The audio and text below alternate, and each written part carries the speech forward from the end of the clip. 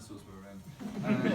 It's not that bad. But basically, up until almost the point where I left university, actually mental health issues amongst young adults, teenagers and students were improving year upon year. Every single year it was actually getting better.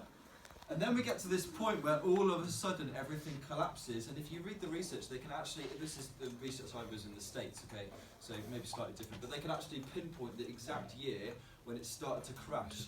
When it started to crash in the year 2007. Does anybody know what happened in 2007? The Credit crunch. Launch of the iPhone. Oh, right. The launch of the iPhone. At the launch of the iPhone, okay, the first proper smartphone, mental health issues in young people start to crash. And if you track mental health issues in young people's lives and smartphone usage, the two correlate exactly. And if you look at the research, well, the research I was reading anyway, it said you can discount basically any other factor, and it goes through various other factors that it could have been. It could be the financial crash of 2008, and it kind of like draws out different things, but basically comes to the conclusion that the cause of mental health in young adults is down to primarily smartphones, but they don't know why.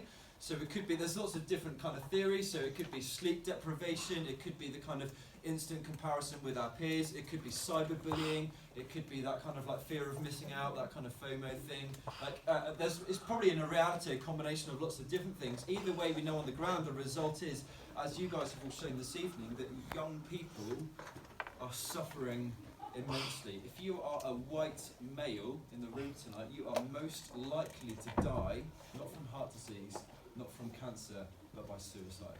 That's statistically the most likely way that your life will end. And I'm no expert as I look at these problems, but as I look at it and think about it, and as I've read about it, I think that there are a couple of reasons why the mental health crisis has correlated so exactly with mobile phone usage. And like I say, I'm not an expert, and I could be totally wrong. This is just my insights into it, okay?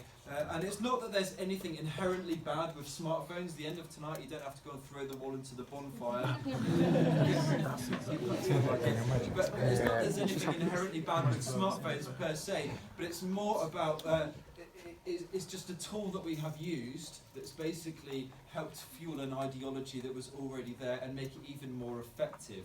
And this hasn't been happening since 2007. This has been happening for a long time, okay? Go back a few hundred years to the Enlightenment. God is removed from Europe, and a new kind of worldview emerges, one of kind of naturalism and atheism. God is now dead, and there is nothing left to worship, except the trouble with atheism, naturalism, was that, well, I think anyway, human beings are created as worshipping animals, and so we had to find something else to worship and give our affections to. And so whilst we were stumbling around in the dark looking for something new to worship, it's like we bumped into a mirror and we saw our own reflection, and we saw that it was good. And we decided, I mean, correct me if you think I'm wrong, but I think we decided to worship ourselves. It's the kind of rise of hyper-individualism. And with this kind of new religion that emerged, there were new creeds and new commandments, and well, part of the cleverness of this lie is actually that we are incredibly good. You know, there's something good about human beings, and you look at all that we've done, there is much beauty there, and I don't want to dispute that. In fact, individualism was a Christian idea before God was removed and it kind of got out of control. So there's much that's good about it, but basically this new religion emerges with new creeds and new commands, and so the new greatest commandment becomes, thou must be true to yourself, and the second commandment becomes, thou must affirm your neighbour for whatever self they choose, and then the new creeds emerge, you know, follow your heart. How many times do you hear that message? And basically this new form of hyper-individual emerges as the new religion, and then the smartphone comes in, and the smartphone becomes basically the tool by which we can both become God and by which we can create shrines to worship ourselves on. So you think about it, with this device that's in your pocket, I can become omnipresent, omniscient, omnipotent, because all of a sudden I can be in all places at once. I can talk to people on the other side of the world and experience all things through the screen. I can know everything because all of the information in the world is there right at my fingertips, and I can have the power to affect all kinds of great things within the world. I can even turn the lights on and off in my house with my mobile phone. And so it kind of gave us what we wanted. We became God. We became all-knowing, all-powerful, all-present. And do you know what? This is just my thoughts, okay? So you can discredit me if you like, but I think that is what has ruined us. Because the trouble is, if I become God and I worship myself, it just creates a whole load of problems. Firstly, if I am God, I have to be worthy of worship, and yet when I look inside of myself, what I see is not worthy. And also, I look at all the stuff that I think God should be doing, like, fixing climate change, fixing poverty, fixing the political situation, and then I look down on my own small two hands and my phone that's on 10% battery life, and I just think, man, it's not enough. I struggle to even get out of bed in the morning. If this is all that there is, if I am God and there's nothing more, then there is no hope. And we kind of spoke about that on Friday night. I actually know of a student who a student was telling me of a friend of hers, and she said that basically she has decided that she's never going to have kids in her life because she thinks it would be cruel to bring them into the world, because she sees the lack of hope and the way that everything is sliding backwards, and she thinks the best decision that she can make is to not have any children because she thinks it would be cruel. It's crazy, isn't it? I heard of another student's story, and this is tragic, but they decided to take their own life after they worked out that their economic output was not was not worth it in light of their carbon footprint. Like, what? And I think that is where thousands of young people, students your age, are ending up, because this is what our culture has created, and it's been fueled by smartphones. Follow your heart, be true to yourself. It sounded great, but then when you check the small print, it said everything is a mess and you'll have to sort it out. Well, sorry, but there's no hope to be found. And because it all stops with you.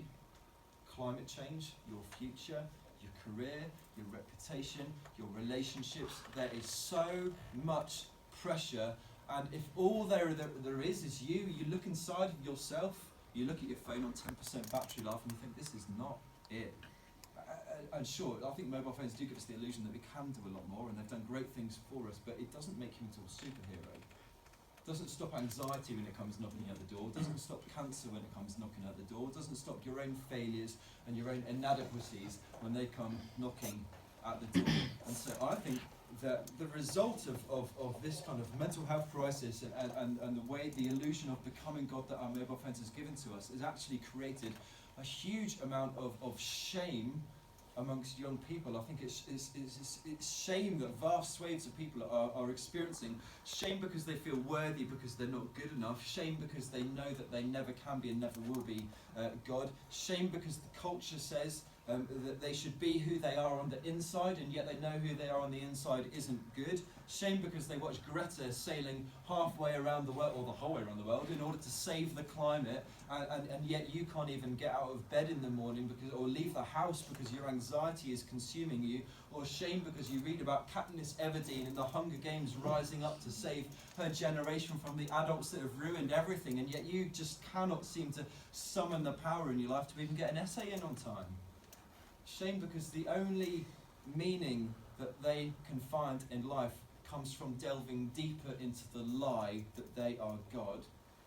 But it's an empty and it's a depressing lie. And do you know what? I would love to stand here and tell you that in the midst as all of this has been happening, that the church has stood strong against that lie and fought it off as hard as we can. But truth be told,